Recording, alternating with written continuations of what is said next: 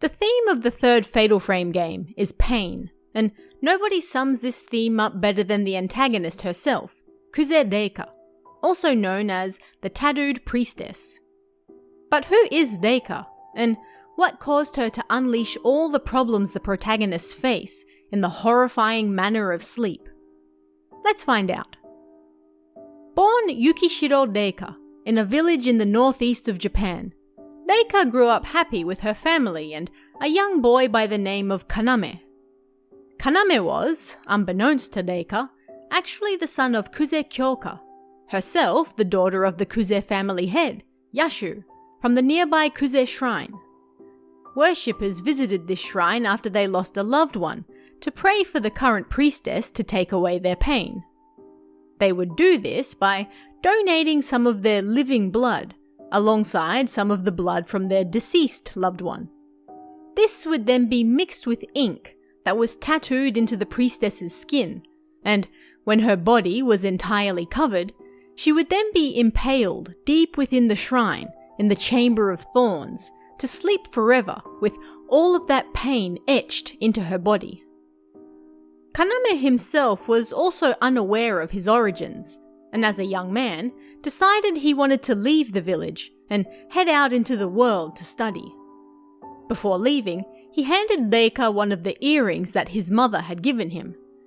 This earring was supposed to allow a person to hear whatever someone holding the other earring was saying, and naturally, he kept that one for himself. Not long after his departure from the village, tragedy struck. Neca's entire family was killed in a disaster, and she was the only person left behind. Although Kaname later claimed he could hear Neca's voice through the earring he gave her, they weren't exactly phones, and Neca had no way to actually reach out to Kaname to inform him of what happened. She was left alone in the village with zero prospects as a single woman with no family. With few places to turn, Neca decided to dedicate her life to the Kuze shrine and become a tattooed priestess. If nothing else, she could ease the pain of others before she too moved on to the other side. The Kuze shrine, much like the Himuro mansion and Minakami village before it, was located above something called the Rift. This area was basically the location where the living and the dead worlds meet, both physically and spiritually. As mentioned earlier, to keep the rift calm, these tattooed priestesses would be tattooed with the blood of the living and the dead in a ritual called the piercing of the soul. This wasn't a one and done thing, but rather a lengthy process in which engravers tattooed the priestess bit by bit until her entire body was covered. Once this was done, the fully tattooed priestess would then take part in the rite of commandment. Here, the priestess would take a mirror that she had engraved with her own pain into the shrine of loss and shatter it. This act would symbolize the priestess breaking all attachments to this world and would allow her to move on to the final step, the impalement ritual. Here, 4 handmaidens would impale the priestess's hands and feet, pinning her to the ground, so that she might not wake from her eternal slumber and render all the careful preparations taken beforehand useless. With no one else to turn to and nowhere else to go, this is what Neca decided to dedicate the rest of her life to. She was adopted into the Kuze family, taking their surname, and thus became a tattooed priestess. But of course, being a Fatal Frame game, not everything went according to plan. At first, things proceeded without incident. Neca started to undergo the piercing of the soul ritual and was tattooed with the pain of various worshippers. These tattoos took the form of something called the snake and holly tattoo. The holly represented pain, particularly of love and loss, but in the real world, holly was also thought to ward against evil, making its symbolism particularly potent. The snake, meanwhile, symbolized a yearning for the dead. This snake, according to some versions of the tale, would then eventually consume the priestess. Or, in other cases, she herself would then become the snake. Neca spent her days in the hanging prison as she underwent the piercing of the soul. Her handmaidens would sing to soothe her pain, and when she slept, the pain she took in through her tattoos transformed into dreams she saw night after night. Yet, one of Neca's handmaidens was a young girl by the name of Kuze Amane. She was also the daughter of Kyoka, making her the half-sister of Kaname. Neca and Amane became close, and Neca often told the younger girl stories of her life on the outside, including those of a certain young man named Kaname. Amane recognized the earring Neca had because her mother had the exact same one, and she realized that this Kaname was actually her half-brother. Boys were not allowed to live in the shrine, so her mother smuggled him out when he was just young to spare his life. Neca continued with the ritual, unaware of this familial connection, and engraved her own pain into the mirror of loss as she prepared for the rite of commandment. Her pain, naturally, heavily involved Kaname and her regret that she never saw him again. Once her body was covered in tattoos, Neca broke the mirror, and this was supposed to signify breaking all of her attachments to this world. Yet, Neca often dreamed of Kaname, and she prayed that once she entered her eternal sleep, she would still dream of him there too. She was impaled in the Chamber of Thorns, and by all accounts, the ritual was a success. Of course, it wasn't to be.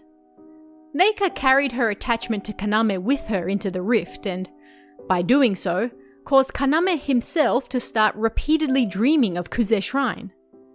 They were connected through dreams, as dreams were also considered to inhabit the space between life and death, just like the rift. Shortly after this, Kaname visited Dr. Aso, who was, naturally, doing research on dreams and their connection to life and death at the time.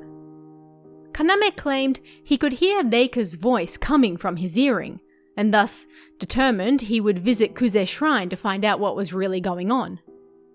Amane recognized her brother when he arrived and agreed to help him. She helped Kaname down to the Chamber of Thorns, where Neca lay asleep inside, and then Kaname woke the sleeping priestess. Neca smiled upon seeing his face, her final wish granted. But they weren't alone. Yashu, the Kuze family head, saw what was going on and slaughtered Kaname right in front of Neca's eyes. The pain and shock of seeing Kaname brutally killed right in front of her caused the tattoos to then enter her eyes, something that was never allowed to happen. And it was this that caused the unleashing. However, unlike the incidents at the Himuro Mansion and Minakami Village, it's important to note that this wasn't something that immediately swallowed the entire area. Rather, it was slow-moving, like the rituals leading up to it. Neca, awoken from her eternal slumber and having succumbed to the pain of seeing Kaname killed before her, started to wander, and wherever she went, the rift followed her. Yashu was able to survive the unleashing and immediately set about trying to contain it, first by sacrificing her own granddaughter, Amane. This did very little to stop Neca and the rift she bore with her. With little else she could do, Yashu summoned special shrine carpenters to seal the physical shrine itself. These were no ordinary carpenters. They were top class who specialized in shrines. First, they sealed the Kuze shrine so that not even daylight could breach it. Then, they built the rift shrine beside it, and it was hoped that this would contain the rift and stop it from spreading. Yet, it did not, and so the carpenters then built the Shrine of Sleep around the rift shrine. This shrine was also placed into the dream world to keep Neca from breaking free and spreading more of the rift outside. she would be free to wander around in the dream shrine, but not physically, and hopefully this would contain her. Once they were done, the carpenters were turned into human pillars against their will and buried within the shrine's walls as sacrifices. The head carpenter realized that he himself would also have to become a sacrifice in the hopes of containing Neca, so he killed himself as well, as the final sacrifice. Yet, this still wasn't enough to contain her, and everyone besides Yashu and the 3 remaining handmaidens were taken. Yashu then ordered the eldest handmaiden to impale the other 2, but it still wasn't enough. As the end neared, Yashu realized that the young man she slaughtered in the Chamber of Thorns was very likely her own grandson, and she felt sorry for what she did. The rift finally consumed her as well, and then the one remaining handmaiden, the only person left alive, was consumed as well. Although the rift didn't physically move past the Kuze shrine in the years and decades following, making it appear that all of Yashu's efforts finally worked, that didn't stop it from spreading in the dream world.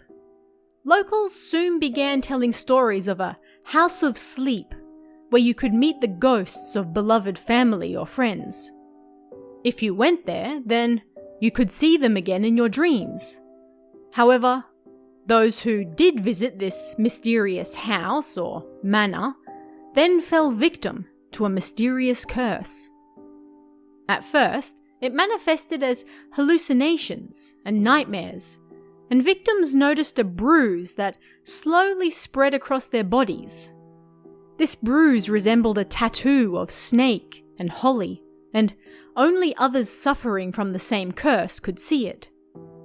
It then increased to physical pain within the bruise, or tattoo, and victims slept longer and longer until they suddenly vanished from the physical world entirely, leaving only a pile of ash behind.